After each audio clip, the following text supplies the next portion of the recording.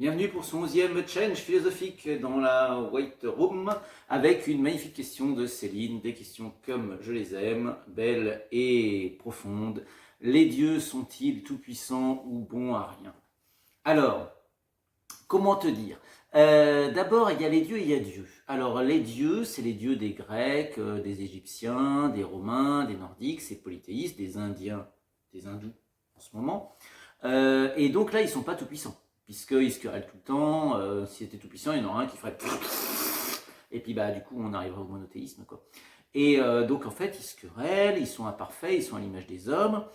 Et ils sont un peu bons à rien quand même, parce que bah, t'as beau prier Mars, tu gagnes pas forcément la guerre. T'as beau prier Frigg, c'est la déesse du mariage, bah, t'as pas forcément un mariage heureux. T'as beau prier Osiris, bon là c'est le dieu de l'agriculture, bah, t'as pas forcément non plus une super récolte.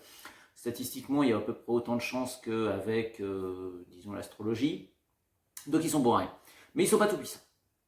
Donc, ça se compense. Après, l'autre possibilité, c'est de dire que s'il n'y a pas des dieux, il y a Dieu. Alors ça, les philosophes sont très cheval là-dessus. C'est totalement différent parce qu'on n'est pas dans la superstition. Hein. Épicure lui-même le disait, retirer aux dieux tout ce qui est anthropomorphique ou même zoomorphique chez les Égyptiens, et vous aurez des vrais dieux. Mais du coup, bah, il ne reste plus grand-chose. Hein. Il reste des dieux bienheureux dans l'Olympe, donc il n'y a pas de raison d'avoir peur, en effet. Sauf que avec Dieu, c'est censé être différent. C'est pas simplement un seul Dieu, c'est un Dieu tout-puissant. Hein, c'est le Dieu des chrétiens, des musulmans, des juifs. Moi personnellement, je suis pastafariste, donc ça va parce que c'est un Dieu qui est imparfait, mais qui est tout seul. Et du coup, ça explique quand même pas mal l'imperfection du monde, et surtout, ça empêche de faire des guerres de religion, même contre soi-même, parce que ce n'est pas possible dans le pastafarisme. Mais je laisse ça en commentaire. Donc, pour revenir à ta question, Céline, s'il n'y a que Dieu, en effet, il y a un problème, parce qu'on pourra toujours dire que Dieu a fait le monde de sorte que nous soyons libres, et que ce soit à nous de conquérir notre destin, notre salut, etc. N'empêche que le monde est imparfait, et que quand tu fais des prières, ça ne marche pas franchement. Les miracles, j'y crois pas des masses non plus. Donc il y a quand même l'idée que s'il est tout puissant, là par contre, bah, il fait pas grand chose, quoi. Ou alors c'est censé être pour notre salut, ou alors c'est censé être un peu sadique.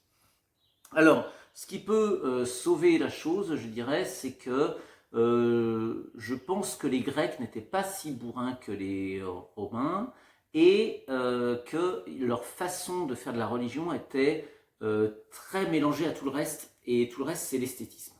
C'est que leur religion est belle, leur art évidemment est magnifique, et leur philosophie est belle aussi. Il y a un goût de l'élégance dans la parole aussi, etc. Et cet esthétisme, cette poésie se retrouve au quotidien.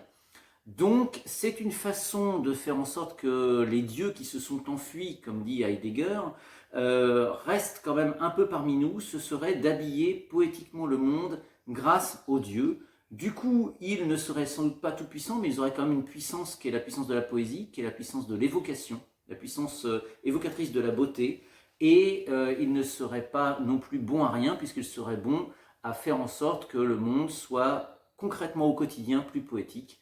Et c'est vrai que c'est un petit peu mieux quand même de dire que la flèche de Cupidon a traversé ton cœur, étant donné la beauté céleste d'une femme que tu viens de voir et qui ne peut être que l'œuvre de Vénus, plutôt que de dire à cette charmante fille, bah putain comment t'es bonne. On y perd un peu quand même.